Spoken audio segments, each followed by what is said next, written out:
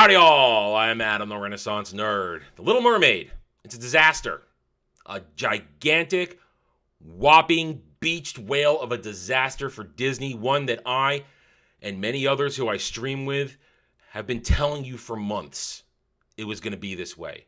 Because the writing was on the wall. When you reject the original fans, when you make a movie filled with nothing but agenda, from race swapping to intersectional feminism to even eco crap, you're going to push away the people who have to give you money to make this a success.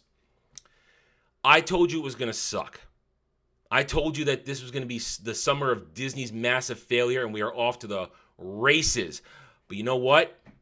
The stands and the shills, the fake fans, they can't handle the truth.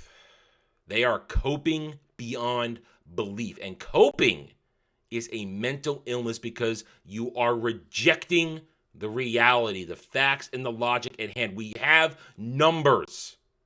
We have reactions of people at the theaters. We have tangible evidence of children saying no. And that's your target audience. No. This movie is a disaster, but these people, they want to cope, and they're going to keep pushing these fake news stories at you. They're going to create stories to cloud the failure, and that is the cope. We start with this. This is a story that's been going around for a couple of days now, but I'm touching on it now because The Guardian, the bastion of unbiased journalism that is The Guardian, has decided to chime in here at the last minute. Little Mermaid subjugated to review bombing with mass negative reaction posted by bots. They're going to go on to tell you how this movie has just been beset by racism. By racism since the beginning, because people can't handle black, Halle Bailey, Ariel. They can't handle it. It's unfair trolling. We're all IMDb and everybody. They're going to change their review systems again to protect this movie, to cope with the fact that it only made barely $200 million here in the United States of America, and roughly at this point, somewhere around between 68 and 78 million worldwide. We're going to get back to the numbers in just a moment, but they push the fake news. Even quoting Miss Bailey herself, if I would have had a black mermaid as a girl, that would have been insane. That would have changed my whole perspective, my whole life, my confidence, my self-worth. You're able to see a person who looks like you when you're young. Some people are just like, oh, it's whatever, because they've had it their whole life. It's nothing to them, but it's so important. Whereas we remember she said this. Little Mermaid live action or the original? Oh my gosh, this is a really, really hard one because the animated version has always been so special to me since I was so small. I mean, it's the reason I would swim. I would be in the pool feeling like I am the animated version of her. That's right. She's full of shit. Halle Bailey is full of shit, running her mouth with this racist propaganda that people could only see themselves and attach themselves to a character if it looks like them on a screen. Bullshit. You're full of crap. It's all cope. All cope to make it feel as though you're important. That's Halle Bailey coping. That's The Guardian coping. That's all these shill websites and stands that are saying we have to make them look like them to make them appreciate these characters. Bullshit. But we don't stop there. The coping continues with number. The Economic Times will tell us, here's how The Little Mermaid is going. They will tell us on its $250 million budget. The industry remains hopeful for the film's success. They actually do tell you that it only made the $68 million worldwide, but they're going to ignore a lot of stuff. It's going to tell you, oh, it has distance, but they think it can happen. The success of Little Mermaid further solidifies Disney's confidence in exploring additional live-action remakes of their beloved animated films. This success serves to affirm that audiences continue to embrace and enjoy these reimagined versions. What success? It has only made 200-odd million worldwide at this point in its first week. Mario made that in 3 days. But they neglect. The Economic Times are supposed to be coming at you with honest, hard numbers. They left this out. Even Deadline slips it in there in their latest puff piece article defending this with its cope. We talked about this last week. They let it slip an $80 million marketing budget here in the US. Oh, turns out worldwide, it's a $140 million marketing push. That's an additional $60 million. We had it at 330 now. The production total for Little Mermaid is $390 million. You know what? Let's round it up to 400 because I like round numbers.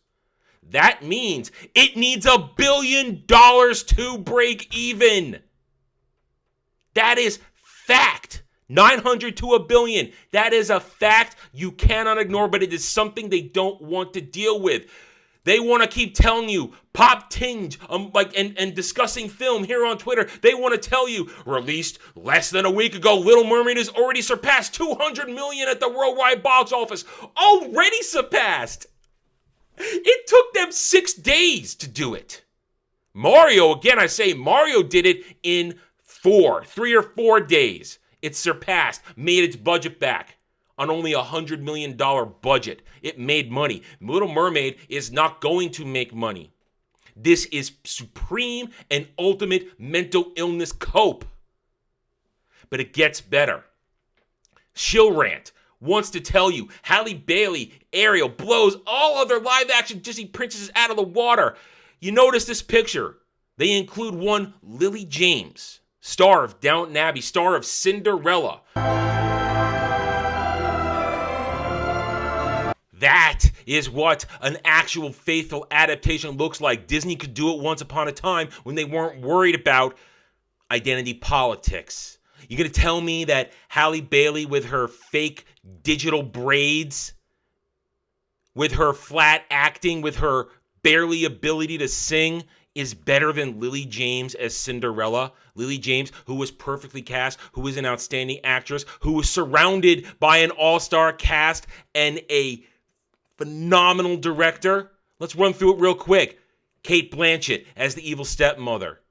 Helena Bonham Carter as the fairy godmother. Hell, even Alexander Skarsgård was in there somewhere. And Derek Jacobi was the cameoed as the king in it.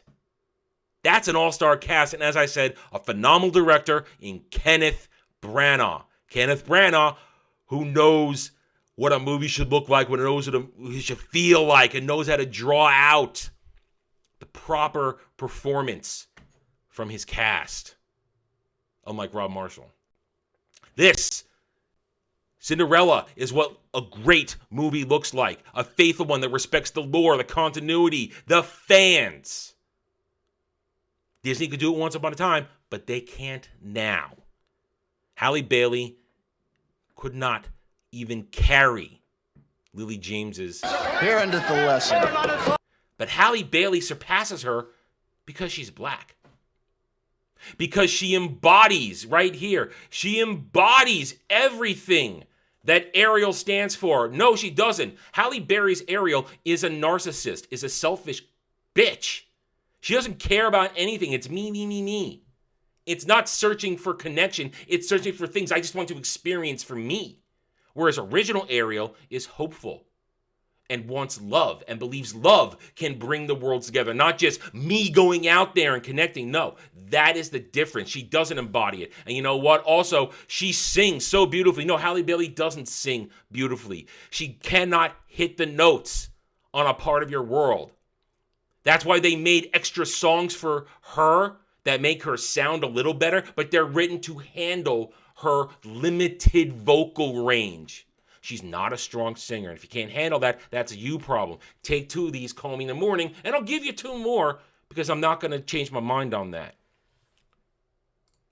Cope. 5 ways the Little Mermaid remake improves on the original. Let's just go through them real quick. Scuttle is much better in the remake. Buddy Hackett was a national treasure, you assholes. Aquafina, she's an assault on humanity. What else we got? Ariel's characterization is stronger. We already talked about that. They make her a selfish bitch in this one, who cares only about Ariel, not really about anything else. Moving on, Ariel's first time going to surface is magical. How? Muted, boring, terrible. filled with horrible dialogue and terrible CGI, and a pale imitation of the concluding Part of Your World song, where she just kind of flops on the rock and thrusts herself out and can barely do a girl push-up to stay that way. Let's go. Ariel and Eric's relationship makes sense. Oh, it makes sense. How? How does it make sense? Oh, let's read that. Let's read it real quick. Little Mermaid remake, Ariel and Eric spend more time together. This allows the audience to witness their relationship bloom before their eyes. Oh, you mean the padded 1 hour of pointless story where they're just running around doing stuff? There's nothing there. It's empty. It's hollow. It's soulless. Because you know what? It's not built on love. The original movie, their relationship is built on love and attraction. This is, I'm Ariel running around because I just want to experience the human world, and I'm Eric, the cuck simp who sings about wanting to F the ocean. Don't try to razzle-dazzle me. And then this, Kiss the Girl is less problematic. I've been over this. You can go back, watch the old videos. Kiss the Girl is not problematic. It isn't problematic. Eric in the original is not forcing himself on her. She's the one in the original who wants the kiss because she remembers she wants a kiss, as opposed to this movie where they take the motivation away. She doesn't know she needs to kiss to win the bet against Ursula. This is a disaster, and this is cope. They are trying to convince you and me and the world that everything is better than the original, because it isn't. Because it is failing, and it's going to fail even more, and I will be here for every second of it. Little Mermaid will fail. Indiana Jones 5 will fail. Elemental will fail. Haunted Mansion will fail. And when we get to November, the Marvels will fail too. All right, I'm done. Thank you for watching this video. If you enjoyed it, a like would be very much appreciated. If you're new here, I invite you to subscribe to me right here on YouTube, where I hope to earn your trust and support using facts and logic, because facts and logic do not care about whiny Stan, fake fan, and SJW fifis. Hit the notification button, share my video if you like what I'm preaching. By all means, leave a comment. Love to hear from real passionate fans like you, because I care what you think. I do not care what the Stans and the SJWs have to say, because 201, they're all cowards behind keyboards, and I know this is going to trigger them, and it makes my day. Thank you again for watching. Take it easy. Thanks for watching, everybody. If you'd like to reach out to me, please email me at theranernerd@gmail.com for all channel business purposes. I am on Twitter now, mostly for promotion and sharing of videos, maybe a little shit stirring here and there, who knows, at @theranernerd. You can also find me at the Geeks and Gamers forums under @ROAS, and you can see me on Rumble and Odyssey under the Renaissance Nerd. Thanks again for watching. Take it easy.